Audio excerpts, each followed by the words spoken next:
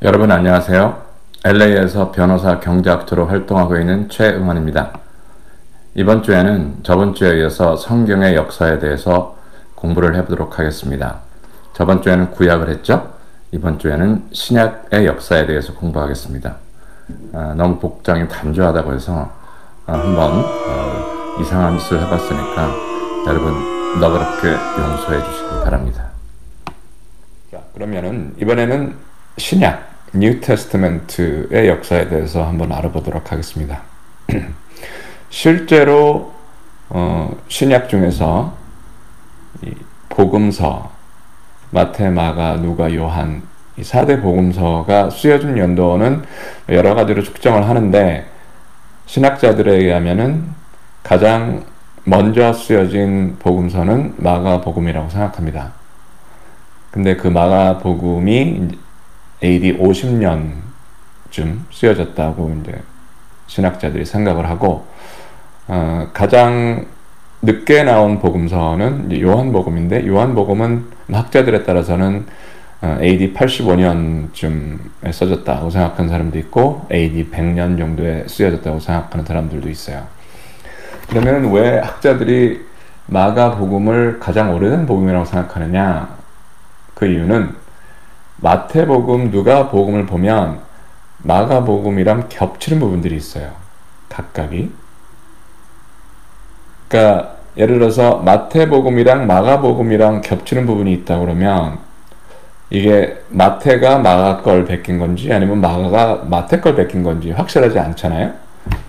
근데 누가복음, 루크와 마태복음, 매튜가 동시에 마크에 있는 거를 쓰고 있다는 얘기는 마태복음과 누가복음이 마가복음을 참조해서 쓰셨다라는 걸 알 수가 있습니다.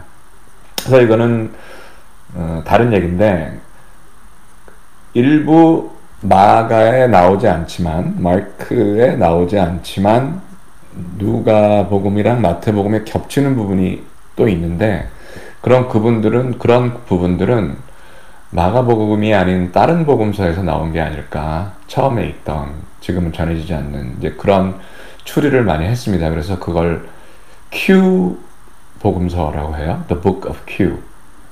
이거는 이제 독어의 켈레가 뭐냐면은 source라는 뜻이에요. 원천. 그래서 마가복음이 아닌 다른 복음서 원천이 있을지도 모른다. 그래서 Q 복음이라는 게 한때 이용을 했었고, 뭐 도마복음이 Q복음일 수도 있다. 뭐 여러 가지 학설이 있지만은 뭐 Q복음이 발견된 적은 없습니다.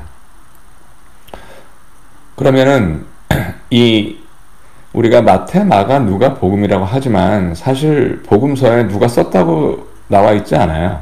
이름이 없어요.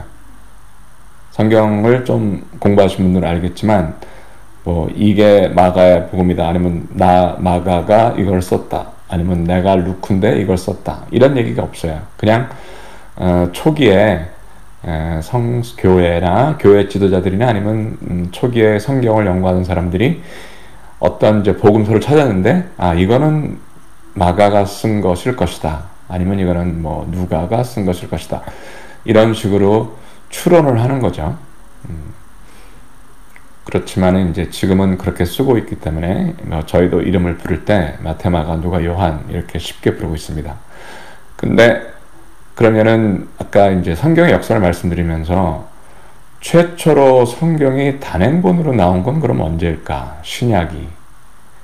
그러니까 신약 성경이라는 책의 역사는 어떻게 되는지를 한번 생각해 볼 필요가 있는데, 아까 말씀드린 대로 초기에는 이 기독교 교회들이 여기저기 흩어져 있었고, 뭐 그 당시에 어떤 중앙 집권적인 기구가 있어서 우리가 성경을 만들자, 뭐 이런 성경 편찬 사업을 벌인 게 아니고, 그 교회에서 강의를 하고 공부를 하고 예수님의 이제 말씀을 나누기 위해서 각자 어떤 그런 쓰던 그런 매뉴스크립트들이 있었어요. 그래서 어떤 교회에서는 마가복음을 가지고 뭐 공부를 했고 집회를 했고, 다른 교회에서는 누가복음, 다른 교회에서는 마태, 뭐 다른 교회에서는 요한복음.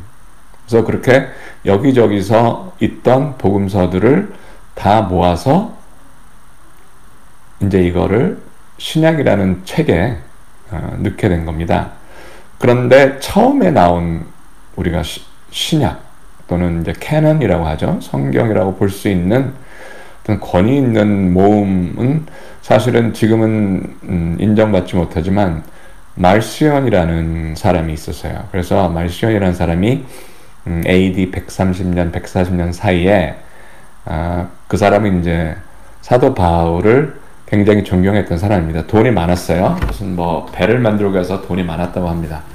말시온이. 근데 이제 기독교에 심취해서 왜 기독교에는 이렇게 책이 있어야 된다. 구약처럼 책이 있어야 한다 생각해서 이거를 만들었는데 이 책을 만들면서 어떻게 했냐면은 이제 복음서를 하나 놨어요. 근데 그때는 그게 뭐 마테마가 누가 요한이라는 이름이 없고 그냥 예수님의 복음 이런 이름으로 들어갔는데 내용을 보면은 누가복음이랑 상당히 비슷합니다. 근데 재밌는 거는 이 말시온은 이걸 만들 때 이거를 누가복음이라고 부르지 않고 바울에 의한 복음이라고 불렀어요. 그러니까 그때만 해도 이 누가복음의 저자에 대해서 여러 가지 설이 많이 있었던 것 같습니다. 그래서 이 누가복음을 주제로 해서 만들었고 그 다음에 바울의 서신들, 에피슬이라고 하죠.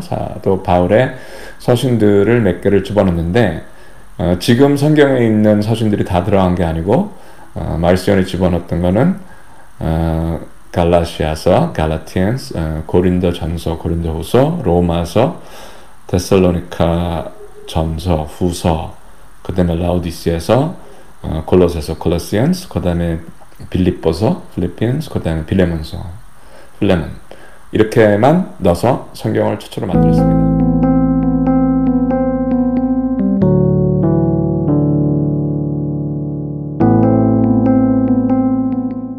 근데 말시온이 이렇게 만들었는데 말시온은 약간 그 당시에 이제 이단처럼 취급받았어요. 그러다 보니까 이제 정통파 말하자면 기독교 지도자들이 이 말시온이 만들어 놓은 건 우리가 믿을 수가 없다. 그래서 우리도 제대로 된 신약을 만들어야 되겠다라고 해서 노력을 하게 됩니다.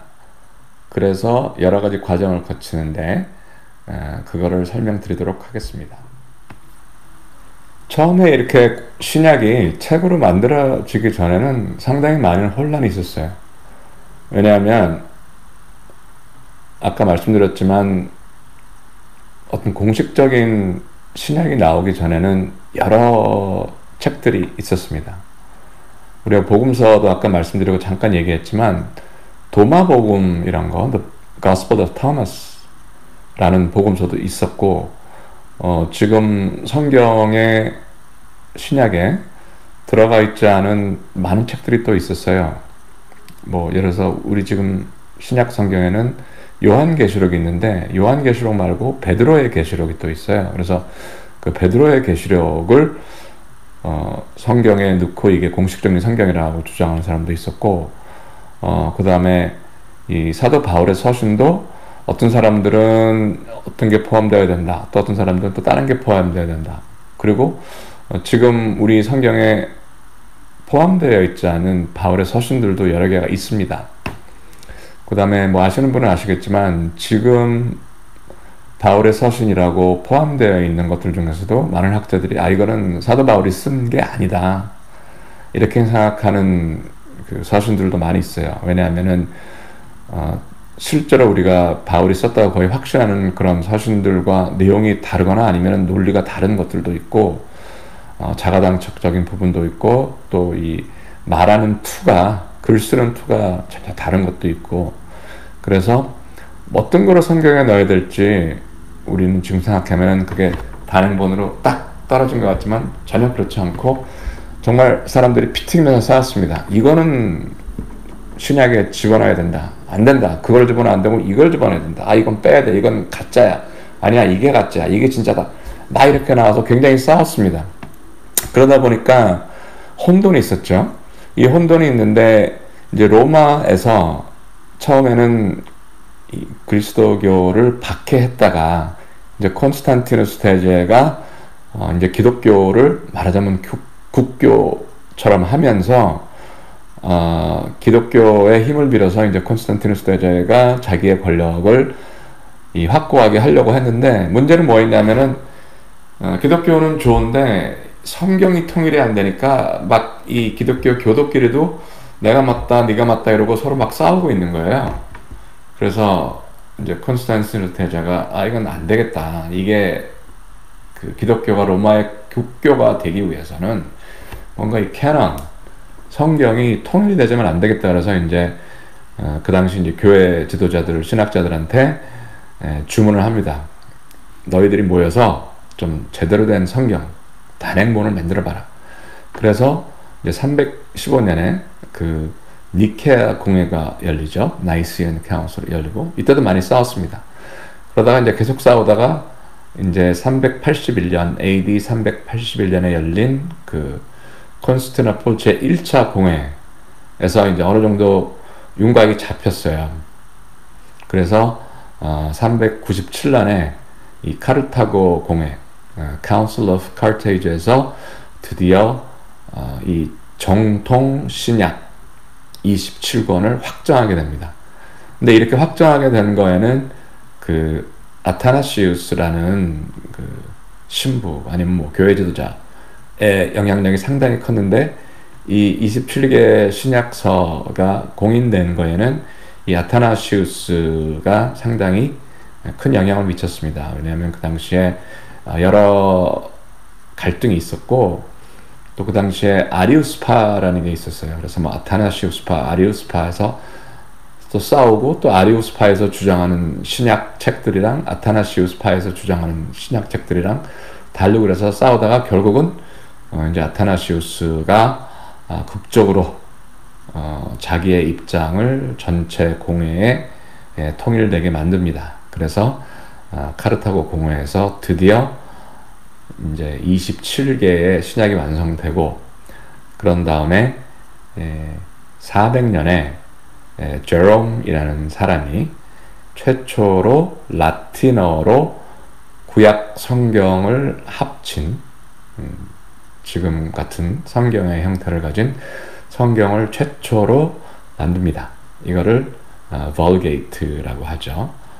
라틴어로 된 최초의 성경입니다. 그래서 이 Vulgate가 종교개혁, 말틴 루터의 종교개혁 전까지는 뭐 기독교에서 거의 뭐 정통으로, 특히 서구 기독교에서 아까 말씀드린 대로 뭐 그리스 종교나 이런 데서는 다른 걸 썼지만, 서구 기독교에서는 이 제롬이 만든 Vulgate 성경이 최초로 만든 성경이기도 하고, 신약이 어떻게 집대성됐는지는 설명을 드렸는데, 이번에는 그렇게 쓰여진 신약이 실제로 지금 어느 정도 오래된 버전들이 현존하고 있는지에 대해서 한번 설명을 드릴게요.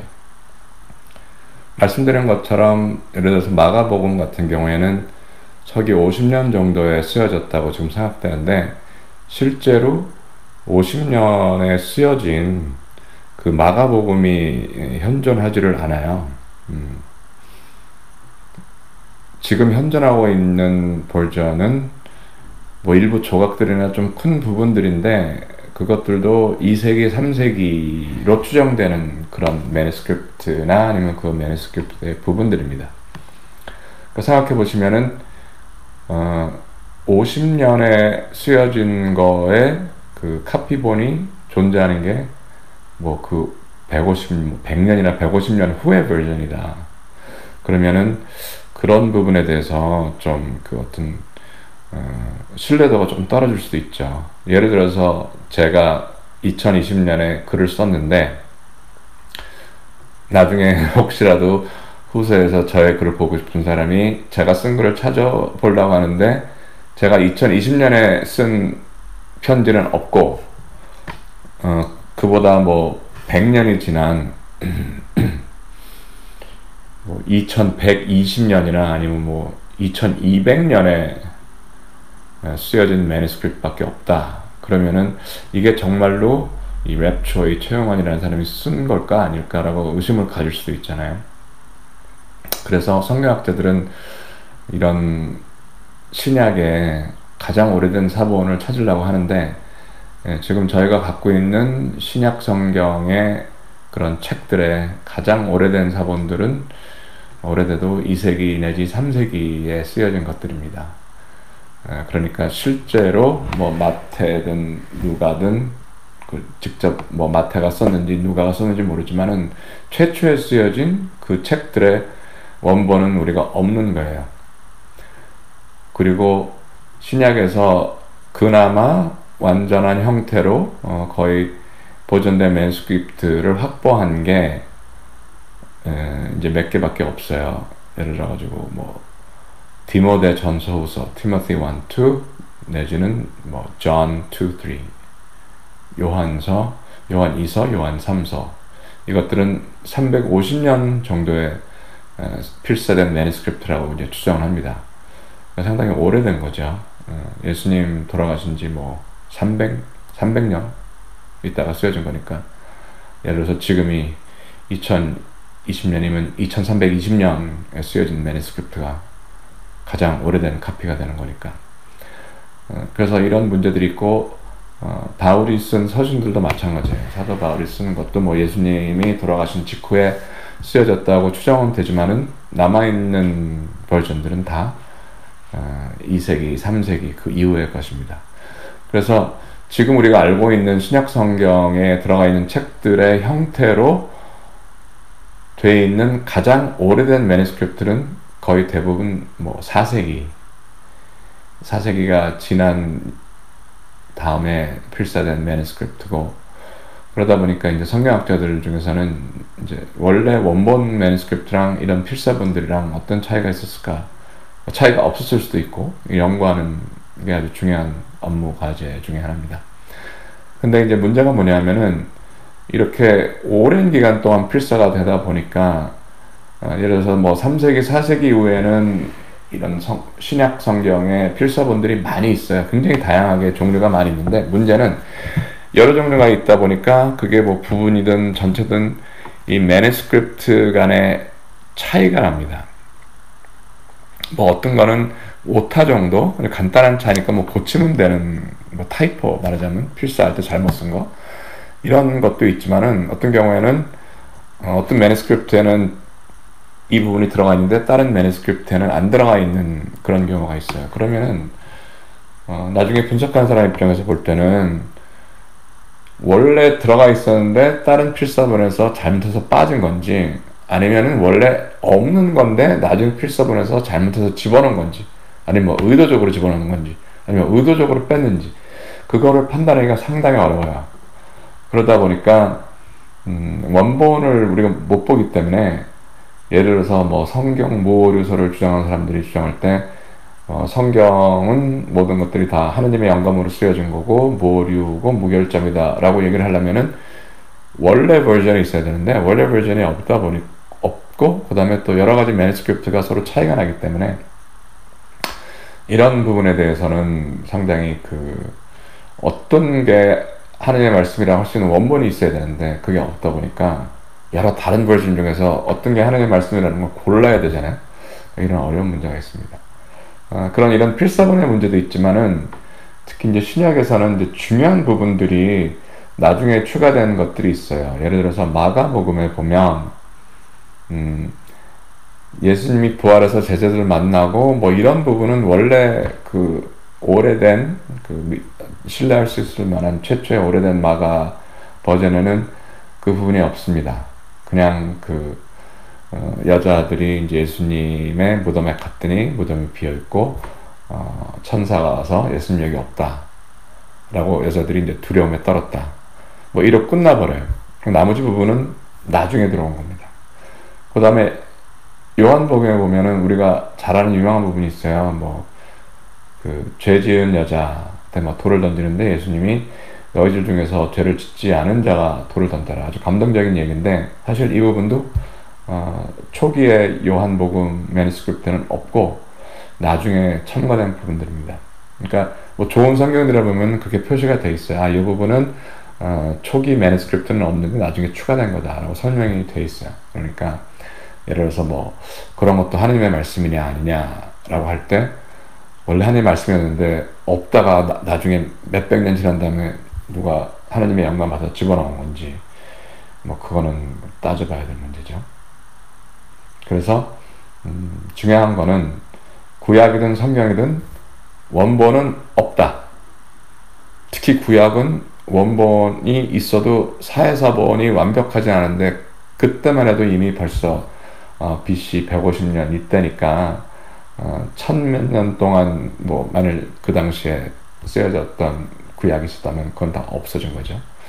그나마 사해사본도 완벽하게 되어 있지 않고 일부만 있고, 그리고 신약도 쓰여진 이후에 뭐 적어도 뭐 100년이나 150년, 뭐 길게는 200년 이후에 필사된 것밖에 없기 때문에 우리가 성경을 읽을 때 이런 그 매니스크립트에 확보할 수 없는 그런 문제 때문에 이게 정확한 원본을 우리가 볼 수 없구나, 이런 걸 생각하시고 성경을 읽으실 때나 공부하실 때 참조하시면 좋을 것 같습니다.